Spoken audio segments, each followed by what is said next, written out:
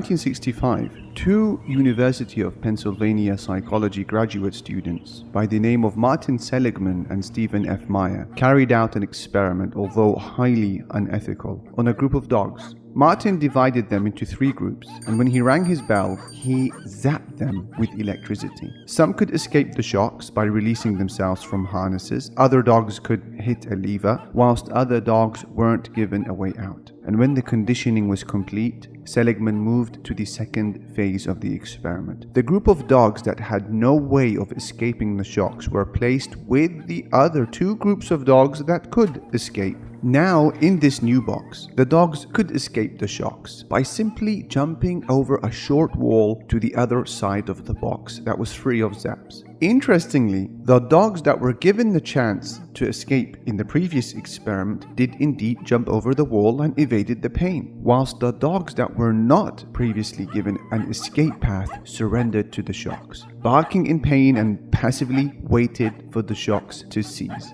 Due to their previous experience, they had developed a cognitive expectation that nothing they did would prevent or eliminate the shocks. This learned behavior, the belief that no matter what they did, they could not change their circumstance, was what Seligman termed learned helplessness or acquired despair. Similarly, in India, when elephant trainers catch a baby elephant, they tie its foot to a post, causing it to struggle for days in attempt to break free till it gives up when it learns that it's useless. In its later years, when that elephant grows to its full size, nevertheless, it does not attempt to break free, despite being strong enough to do so, and instead passively awaits the trainer to set it free because its mind has been broken and has learned that it is helpless.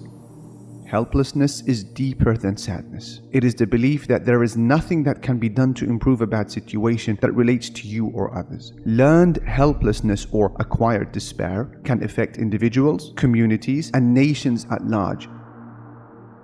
Similar to what befell the Muslims during the Mongol invasion. Fear had gripped people in such a way that a Mongol soldier would enter upon a congregation and instruct them to wait, not to move from their places, till he goes out and finds a suitable rock to crush their heads. And they, in utter helplessness, would await their executor to arrive, to then slay them one by one without any resistance. Clearly, therefore, learned helplessness is not so much the product of the dramatic event itself, but more so the manner in which it is interpreted and reacted to. Those who interpret the pain of a particular happening in light of similar past experiences will plummet into a cycle of self-defeatist thinking because they've convinced themselves that the pain is simply unavoidable and that they have no control over the situation, and so they don't even try. Those, however, who interpret the pain as an opportunity for growth and success will remain motivated to overcome the challenge.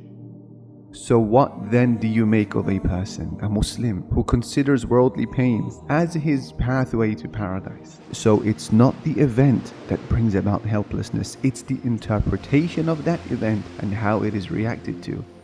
When the coalition of pagans, an army of 10,000 men, which was arguably larger than the entire population of Medina, arrived at the city of Medina intending to put an end to the Muslim presence once and for all, one would expect a total meltdown in the Muslim midst and a prompt surrender. So intense was the hour that Allah subhanahu wa ta'ala said, depicting the trial, هُنَالِكَ بِتُلِيَ الْمُؤْمِنُونَ وَزُلْزِلُوا زِلْزَالًا شَدِيدًا. There, the believers were tested and shaken with a severe shaking. And above and beyond the military mobilization, there was another mobilization that was just as threatening to the Muslims, the psychological warfare employed by the hypocrites to demoralize the Muslims, one which the Qur'an exposed, saying, وَإِذْ يَقُولُ الْمُنَافِقُونَ وَالَّذِينَ فِي قُلُوبِهِم مَّرَضٌ مَّا وَعَدَنَا اللَّهُ وَرَسُولُهُ إِلَّا غُرُورًا. And when the hypocrites and those in whose hearts is disease, they said, Allah and His Messenger did not promise us except delusion. The Muslims' reaction, however, was to their enemies completely baffling. They viewed the realities that were unfolding before them through a lens of breathtaking positivity. Allah said, وَلَمَّا رَأَى الْمُؤْمِنُونَ الْأَحْزَابَ. When the believers saw the enemy alliance, قَالُوا هَذَا مَا وَعَدَنَا اللَّهُ وَرَسُولُهُ. They said, this is what Allah and His Messenger have promised us. وَصَدَقَ اللَّهُ وَرَسُولُهُ. And the promise of Allah and His Messenger has come true. وَمَا زَادَهُمْ إِلَّا إِيمَانًا وَتَسْلِيمًا. And this only increased them in faith and submission. And with this stubborn insistence to not surrender to helplessness, along with the human means that they exhausted to the best of their limited ability, and above all their reliance upon Allah, the divine intervention arrived, as it always does. وَرَدَّ اللَّهُ الَّذِينَ كَفَرُوا بِغَيْظِهِمْ لَمْ يَنَالُوا خَيْرًا. Allah drove back the disbelievers in their rage, totally empty-handed. وَكَفَى اللَّهُ الْمُؤْمِنِينَ الْقِتَالِ. And Allah spared the believers from fighting.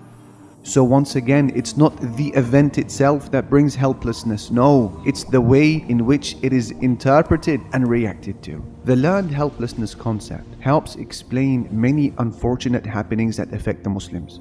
A person who gives up on his arduously long search for marriage and in utter agitation chooses to fornicate. Or a businessman who, due to mounting pressure from family or friends or the market, cave in and reintroduce alcohol to their shops. Or those who insist that there's no point in Muslims being part of politics because of previous failures. Or those who water down their religious beliefs to appease others in society or an employer or their likes. Or those who give up on planning for their ummah or the pursuing of an Islamic vision because they say, what's the point, the Freemasons control it all, and so on and on. All of these examples, as well as others, they all have one matter in common. They interpreted an event in a negative way, and they convinced themselves that their actions are inconsequential, and so they gave up. Moving forward, what do we do from here? A former Soviet KGB propaganda agent by the name of Yuri Bezmenov describes the process of national subversion used by the USSR on international targets, which he calls the 4 stages of ideological subversion. He says in order they are: number 1, demoralization; number 2, destabilization; number 3, create a crisis; number 4, normalization. So the intended result of normalizing relations with your enemy, whereby they now see you as your friend, according to Yuri Bezmenov, begins with a process of demoralization. What is even more interesting is his suggestion for how a society may resist such subversion. He said the most difficult and at the same time the simplest answer to the subversion is to start at the process of demoralization. And even before, he said, it's to bring the society back to religion. Indeed, ours is a religion that resists despair in the harshest expressions. إِنَّهُ لَا يَيْأَسُ مِنْ رَوْحِ اللَّهِ إِلَّا الْقَوْمُ الْكَافِرُونَ. No one loses hope in Allah's mercy except the disbelieving people, because of its disastrous effects in sedating people from trying again. No surprise that the scholars have classified despair as one of the major sins, being worse than that of using interest, theft, and fornication. In fact, in his book Al-Kaba'ir, the major sins, Imam al-Dhahabi lists the sin of despair only second place to associating partners with Allah. The obligation of healing the injured morale of the Muslim Ummah is not the sole responsibility of scholars and activists and students of knowledge, but the responsibility of every person who calls himself a Muslim. Put an end to all pessimistic conversations. Put an end to endless blaming and criticizing of others. Put an end to the witch hunt of people's faults and futile discussions which have proven to be useless and time-wasting and very unconstructive. Instead, work towards your personal revival and the revival of your ummah. And the very first key to unlocking this achievement lies in 3 simple words: change your thoughts.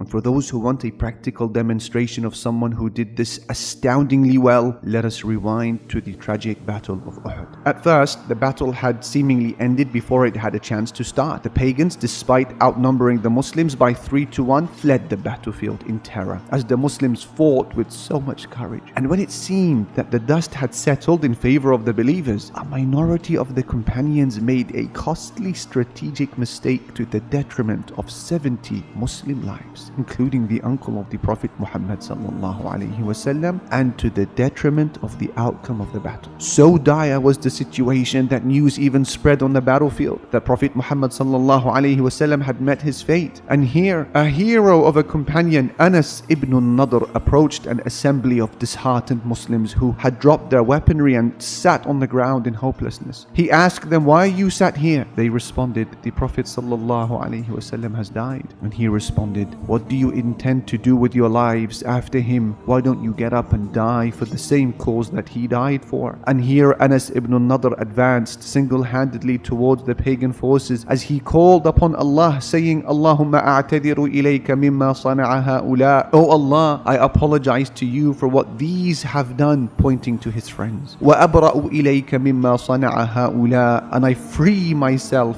from what these have done, pointing to the pagans. On his way to the front lines, he was met by Sa'd ibn Mu'adh, another giant of a companion. And let us hear the conversation that took place between these two giants of Islam. Sa'd ibn Mu'adh, he said to Anas ibn Nadr, O father of Amr, where are you going? Anas ibn Nadr, he replied, Wahan li rihi jannah, ajiduha duna Uhud. How beautiful is the fragrance of paradise. I can smell it, and it's emanating from near Mount Uhud. Sa'd ibn Mu'adh was relating this incident to the Prophet Muhammad sallallahu alaihi wasallam after the battle. And here Sa'd ibn Mu'adh, he said to the Prophet, O Messenger of Allah, I was simply unable to do what he did on that day. If Sa'd ibn Mu'adh is saying this, Sa'd ibn Mu'adh, the companion whose death would cause the throne of Allah to shake, and whose funeral procession was attended by 70,000 angels, if he is saying that he was unable to follow the footsteps of Anas ibn Nadr during that day, then I leave it to your imagination to think about what Anas must have done on the day of Uhud. Post-battle, Anas ibn Nadr was missing. They found a corpse next to Mount Uhud that was severely mutilated and had received over 80 wounds, rendering it completely unrecognizable. A lady called Ar-Rabi' bint Nadr inspected the corpse, and from his fingertips she learned that it was her brother Anas. And after this, Allah Almighty revealed a verse from the Qur'an commenting on this episode, where Allah said, مِنَ الْمُؤْمِنِينَ رِجَالٌ صَدَقُوا مَا عَاهَدُوا اللَّهَ عَلَيْهِ. Among the believers are men who were true to what they had promised Allah. فَمِنْهُمْ مَنْ قَضَى نَحْبَهُ. Among them is he who has fulfilled his promise. وَمِنْهُمْ مَنْ يَنْتَظِرُ. And among them is he who awaits his chance. وَمَا بَدَّلُوا تَبْدِيلًا. And they did not change in the least. Notice here how the very same event, the alleged death of the Prophet ﷺ, that caused some to fall onto the ground in despair, was the very same event that caused Anas to advance enthusiastically towards his martyrdom. This is therefore the clearest evidence that the real problem is not in a given event that may be affecting you or your family or your ummah at large. No, regardless of how painful that event may be, the real issue and challenge is in the way in which we choose to interpret it and how we react in the decisions we subsequently make. The same tragedy that causes some to crumble in despair is the very same tragedy that others will view as a vehicle to paradise. So your situation can be changed, and the situation of the ummah at large will be changed, but it starts by changing your thoughts. Because what we did not mention earlier is that according to Martin Seligman himself, learned helplessness or acquired despair can in fact be unlearned. And it starts by changing your thoughts on an event, which will in turn change your feelings towards it, and then your actions. And as a Muslim, no human being on Allah's earth has greater reasons and tools to do all of this than you.